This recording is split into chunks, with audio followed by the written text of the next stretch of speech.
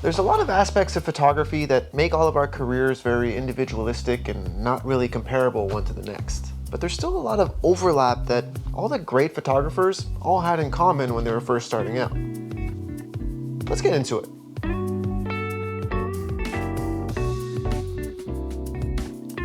Hey everyone, my name is Sergio and I'm a commercial photographer here in Victoria, BC. And I don't want to start off this video by saying that I'm some great photographer, but I do want to share a story that helped me be the photographer that I am today. And I think there's a lot of overlap with a lot of the great photographers out there that had very similar stories starting out. Really what it boils down to is just a mindset shift to be a sponge and soak in all that information that you can. I think a lot of us are pretty aware of the Dunning-Kruger effect, where we learn a little bit about something and then we think we know everything about it, and it's not until we get humbled a little bit that we are able to come back down and realize that, whoa, there's a whole lot that I don't know. If you can leave yourself in that phase or in that way of thinking, that's how you're going to be better than everyone that's in your vicinity, all of your competition around you. If you're constantly in this mindset of like, I am not mastered, there's more I need to learn, there's more I want to get out of this thing that is photography, that's how you're really going to that's how you're going to jump leaps and bounds ahead of your competition.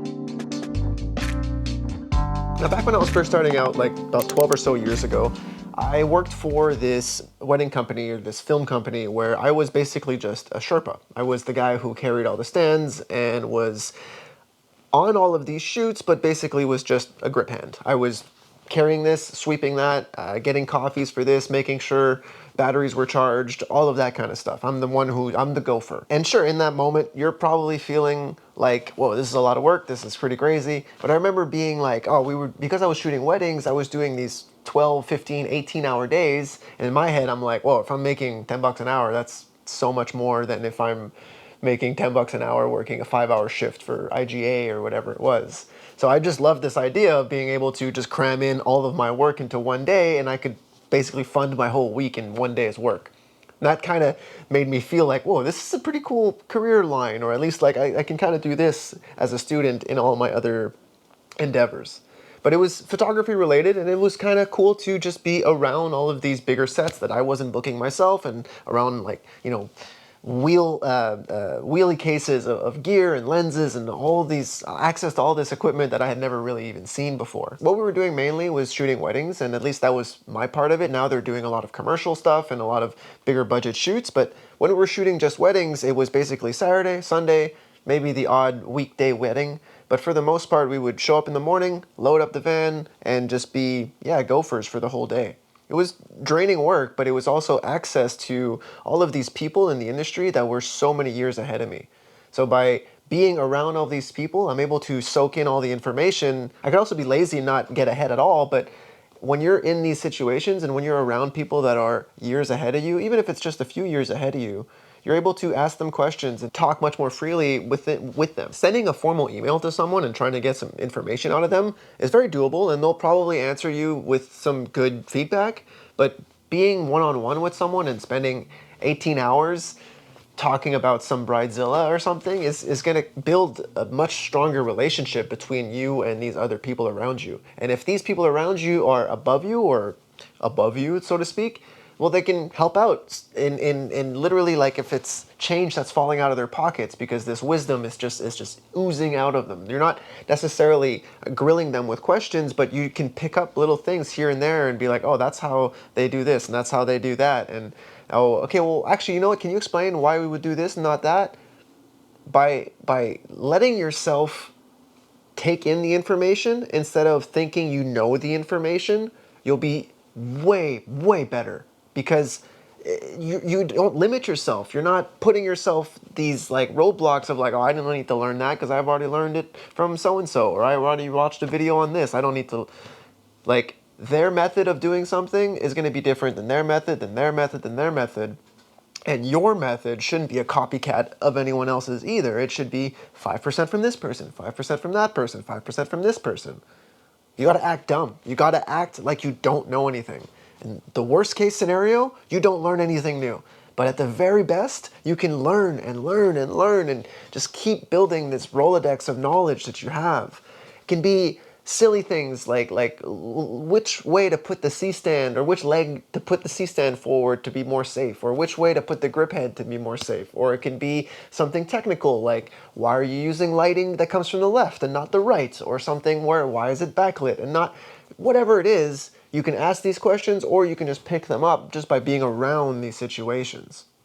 I think when I was working with these people, I was working with Rick Maroney out in Montreal. Thank you so much for all the work you've done and continue to do, and inspired me to keep shooting and realize that there's a very profitable business, or there's a very profitable world of creating visuals for clients that can fund your business and your career and your family and your whole life. So thanks, Rick, and I am very thankful for the opportunities that I was able to get from working with you. And I just wish that I would have been even more of a sponge and even stupider of a photographer in order to be willing to take in more information, because I was still hot-headed. I was still very much, a little hothead who thought he knew everything, and that takes a while to grow out of. And I think the quicker you can grow out of and the quicker you can skip to being a dumbass and trying to take in everything around you, the much better you're going to be as a photographer or as a filmmaker or whatever it is. You don't want to limit what you think you know, because then you'll never know what you don't know. Sure, there we go. Let's go with that. Photographers from 15, 20, 30 years ago didn't have YouTube. We had the internet, but we didn't have this incredible access to all this information around us. What we had were mentors, and those people were literally just these banks of information that were able to bleed out onto the people who are working beneath them or with them. I don't want to say beneath them, because assistants and the people that I work with are as much a part of the image as I am. But what I'm getting at is that the value of having a mentor still holds. Even before YouTube, even with YouTube now, having a mentor and having someone in person that answers your questions directly is still going to be more valuable than me on YouTube trying to tell you what I think you're asking. I don't know exactly what's on your mind. I don't know what level you're at in your photography, but I know that I went through many of these qualms at some point in my career, and you might be at that certain point.